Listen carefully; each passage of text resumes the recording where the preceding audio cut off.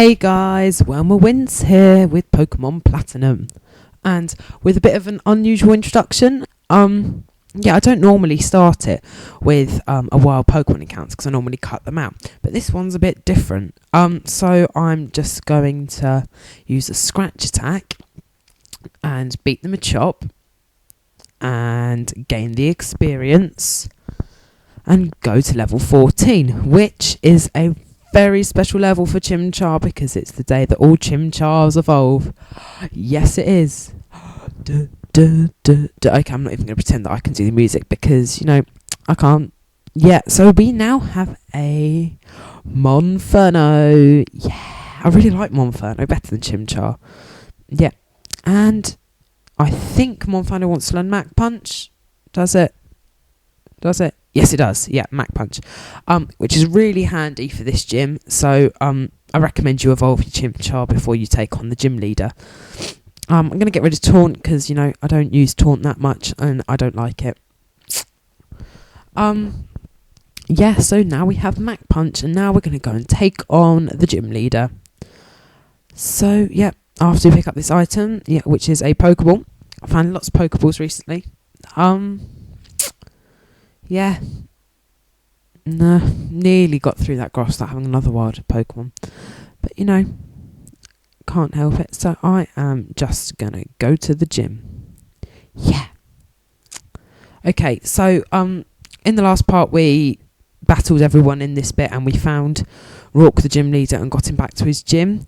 So now we're going to go and take him on because we can. And, let's see what he's saying. Oh, missed it completely. Okay. We're against Roark, I don't know. I think he looks okay. I think a bit more work and he could look a bit better, but never mind. So he leads with the Geodude, quite similar to the other Pokemon trainers in his gym. But a Mach Punch or two will sort him out. So if you've got a newly evolved Monferno, Mach Punch can pretty much take down the Geodude. I know I got a crit, but yeah, I think I still could have done it without the crit. So next he sends out the Onix, which can cause problems for some people because it's so bulky. But so I sent in Elliot, which was a bit of a mistake. But Elliot needs the experience because I want him to be level 14, so I have a more rounded level team. Flameon can just Mach Punch it, and it does about a third, I'd say. Let's see in a minute because I'm a bit ahead of myself. After the defense drop, which is a bit of a poo because if it uses like Rock Throw, it can do quite a lot. Let's see. About a third, nearly half. He uses Stealth Rocks, but that doesn't do that much. It's only really good in competitive battling. And this isn't that competitive. This is just an in-game fight.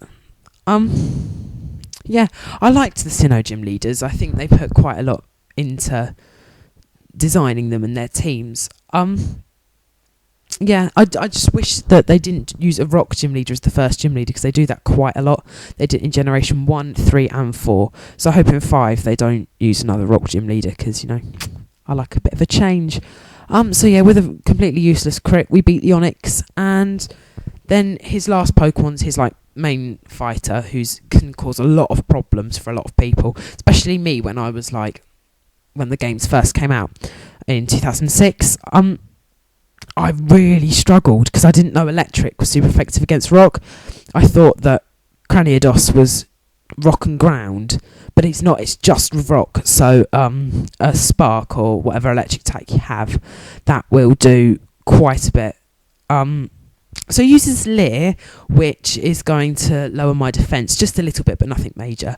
And I can use Spark, and that's just going to be an immense attack. Look, let's see how much damage it does. Over half, and I get the Power Hacks. How lucky am I? No way, not yet, not giving up. I'm like, I don't want you to give up, but, I'm going to beat you anyway. So, with another Spark, the Cranidos should go down. And if the Spark wouldn't kill it, it would probably get the Power Hacks, and then I could probably just kill it. So that was a really easy match. It's not that easy. If you don't have a Monferno and you don't have a Shinx, then it can be a bit of a problem. Then I recommend you going to catch a Machop in the grass to the route at the east of the town. And so we now have our first gym badge, and it means that we can now use Rock Smash outside of battle, which is really good. Although Rock Smash is a rubbish move, but you really need to use it because there's lots of items that are behind rocks that you use Rock Smash on. And yeah, and he gives us TM76, I think it was. I can't even remember, I wasn't looking, which is stealth rocks.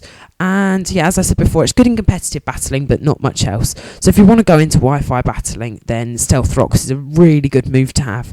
But if you're not, then I guess the only time you should really use it is against maybe the Elite Four, maybe. And if you look there, there's our name on there, and Barry's already won the gym here, so yeah, he's always one step ahead of us. But I'm sure we can overtake him eventually. So I'm just going to do a quick heal up, and yeah, back in Orberg City. Now we're going to leave because we've done pretty much everything we can do, and yeah. So there's the guy who told us to go to the gym, and I'm like, hey. So just quickly run through here, nearly missing every Pokemon, but you know, we can't be perfect. A Seppa Repel, which I think is a bit pointless because I wasn't really going to bump into any Pokemon. And look, it's Luca, and he tells me that we haven't got the Power Pad yet. He says if you go to the Pokemon Center, then if you go downstairs, you can get the Power Pad. So I'm like, let's do that now. So in we go to the Pokemon Center. You go down the escalator, and this girl stops you, and she tells you to come over there. And she's called Tiala from the Wi-Fi Club, and she gives you the Power Pad. And what you do with the Power Pad is you register your friends' Wi-Fi codes onto it, their friend code, and it means you can battle and trade with them over Wi-Fi. Now, you can't do that on an emulator, but you can on a DS. And, look, it's Professor Rowan and Dawn, but they're being attacked. Yeah, this is Team Galactic, and they are the bad guys in this game, because in every game you've got bad guys. If you're new to Pokemon, in every game there's a set of evildoers who are trying to stop you, and they're trying to take over the world or something.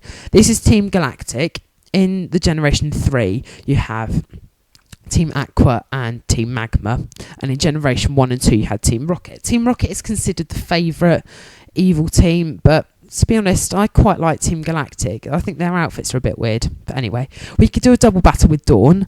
And yeah, they have Glameow and Stunky. And coincidentally, Glameow was version exclusive to Pearl, and Stunky was version exclusive to Diamond. Bit of trivia there. Probably already knew that. And yeah, that Turtwig is not going to do much to the Stunky. I'm just going to Ember and beat the Stunky with a crit. And I think that crit mattered. But that Turtwig didn't help me whatsoever.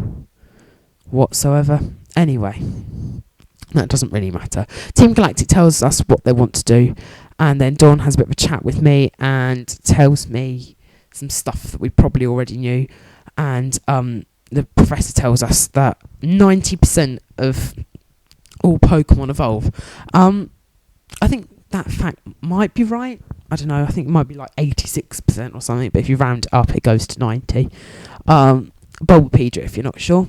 Because I can't be bothered unless I tell you in the next part, but I doubt that happens. Then when you finish, this guy comes up to you and he gives you the fashion case, which is really useful if you want to do contests, because it holds all your items, but if you don't want to do contests, then it doesn't matter. Okay, next part, we'll be battling some more trainers. Bye.